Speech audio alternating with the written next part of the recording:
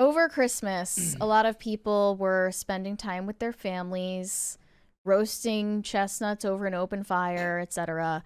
But others were engaging in an outrageous debate on X about H-1B visas, including Vivek Ramaswamy. And here his take on the whole issue kind of veered off into something entirely unrelated. And he posted a whole rant about the false idols that American kids grew up with via tropes that are in Hollywood films and TV shows. And that's the reason, he supposes, they have been raised to be lazy, mediocre slobs. His take really took me aback. I thought that he had more discretion than to say what he just said. But in case you missed it, I'm just going to read it to you now. Here's his take. The reason top tech companies often hire foreign-born and first-generation engineers over Native Americans isn't because of an innate American IQ deficit, a lazy and wrong explanation. A key part of it comes down to the C word, culture. Tough questions demand tough answers, and if we're really serious about fixing the problem, we have to confront the truth.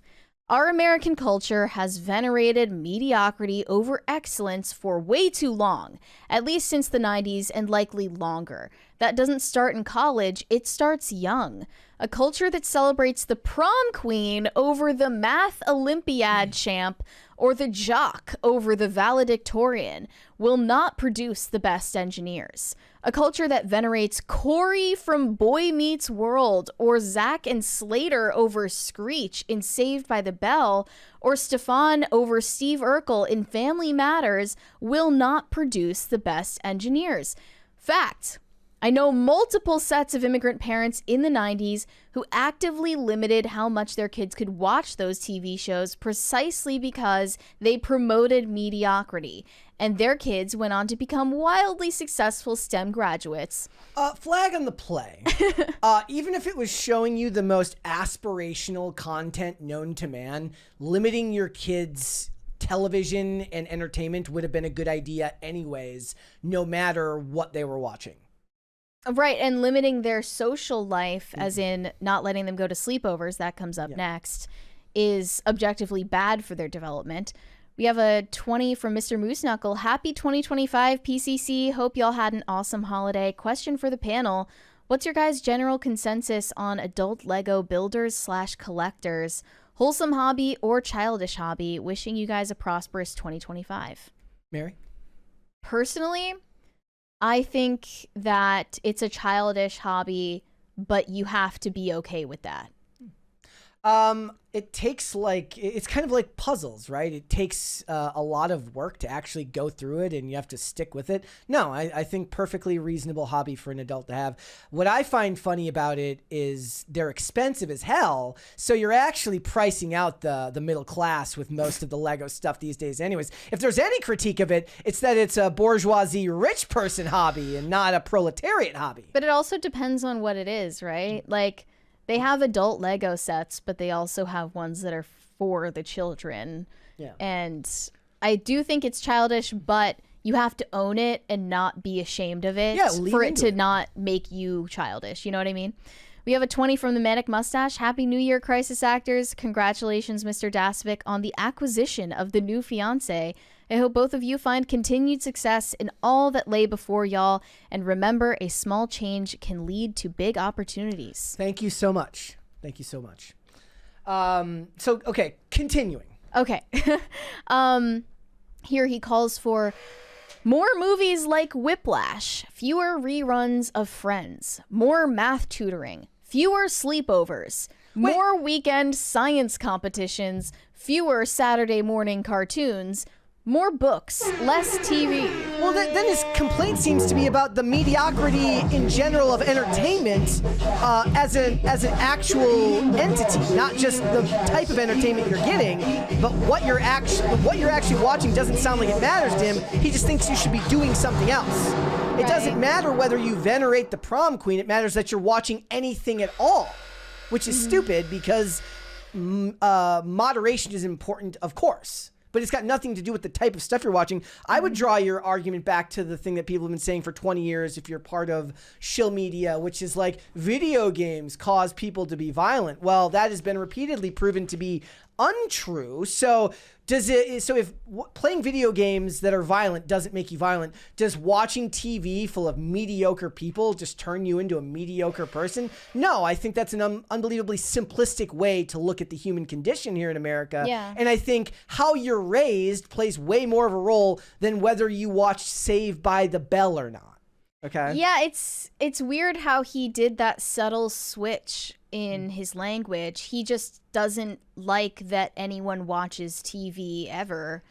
Or has a social life. Or they're kind of just dorks that never got over. Look, and we've talked about this before.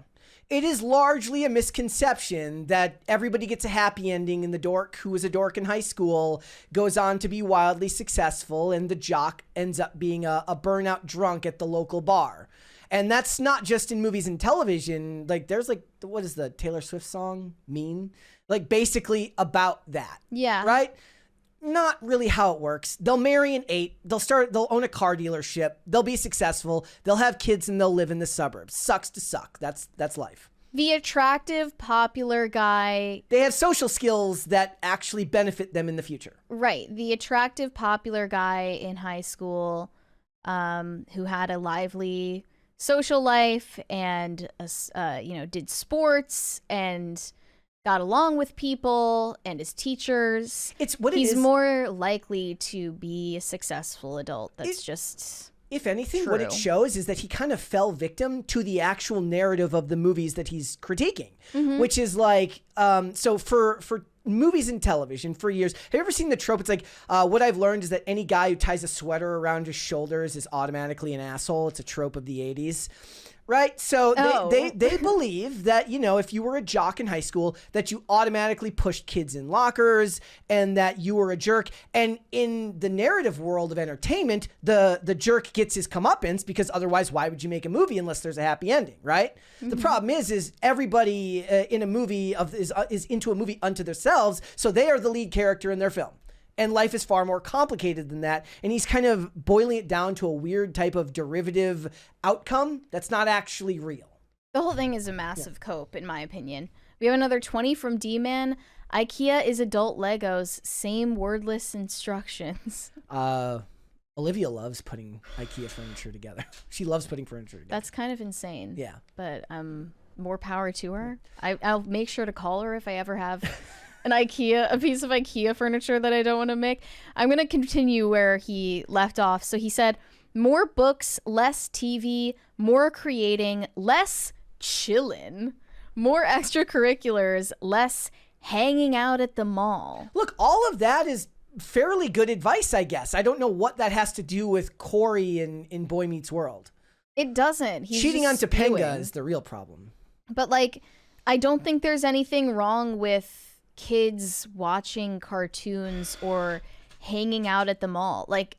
Why is that bad? He's just saying if you don't spend all of your time doing something productive, then you're not doing something that's worthwhile. And I think that's a very materialistic worldview. Well, it's not just that. He's focusing on it through the lens of tech. Right? Yeah. Which is a very insular profession for a lot of them. Whether you're writing code or doing something, you're interacting with yourself and maybe a couple of other people on your team, right? But a lot of careers require you to have very, very strong social skills. Some of the best off people today are people who work in sales, who have to know how to talk to other people and interact with other people. They have to be able to build social relationships. All of those things are the things that he's talking about as being a waste of time. Going to the mall, hanging out with your friends. No, learning how to interact with other human beings is not something that necessarily makes you lazy. Now, it can if you focus on partying and interacting with other people in lieu of actually starting a career or something like that.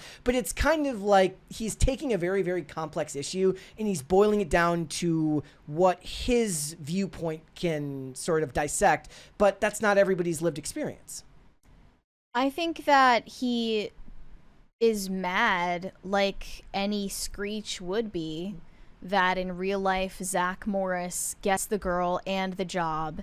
And like it or not, people who are not as intelligent as you but have other achievements or advantages over you that they didn't earn will outperform you almost every time. And it doesn't have to do with your work ethic or your raw intelligence level necessarily.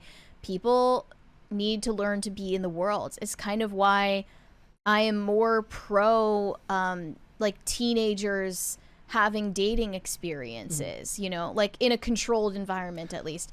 When so many people say, well, what's the use in that? Well, it's not useful, but we should be doing useless things and making useless things like art.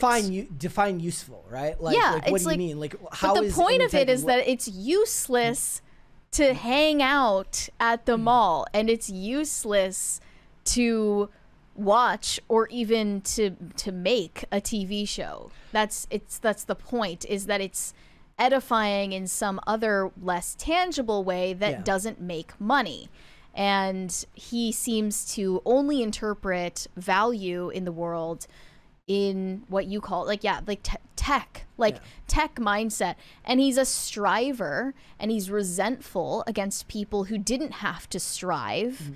And I really wish that someone who became a multi-billionaire in their 30s could just be grateful for that, instead of spewing their resentments all over the timeline and hating on the people that were cooler than them in high school. Like, grow up.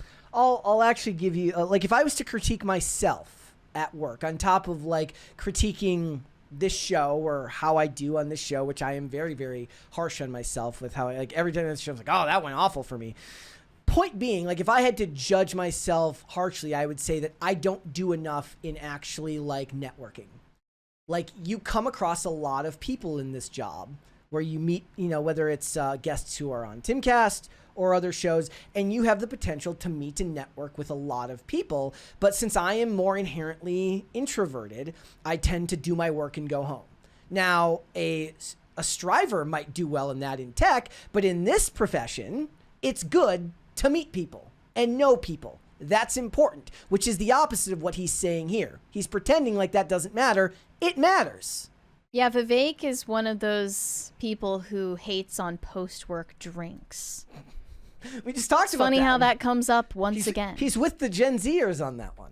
Yeah, there's too much of an antisocial streak these days, just in general. I don't know why people in their 20s are acting like they're retired and they like to go home and like drink a cup of tea. Was it you that I saw post? No, I saw somebody else post. It was like me and my it's like me after work, and it was like somebody in their room watching TV, and somebody says, hot take, this isn't good unless you're in your late 30s or early 40s. Yeah, at least get old first. It became like a meme where it's like everyone's like me acting like a grandpa, like I'm home on a Friday. Like, it's not a flex to be like, and I was that person. For the most part, work, skate, and go home. That was me. But I never thought of it as a flex to be like, home by myself on a Friday night rather than out partying. Like, why is that a flex? It's just weird. Yeah, I don't think that partying as a lifestyle is cool, but specifically not partying because you think you're above it all is extremely uncool.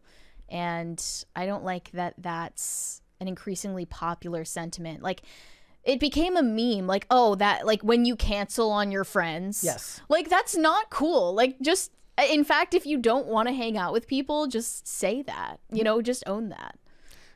Thanks for watching. Listen to full episodes of Pop Culture Crisis on Spotify. Keep up with us on social media and make sure you subscribe and ring that bell so you never miss the show. Bye, guys.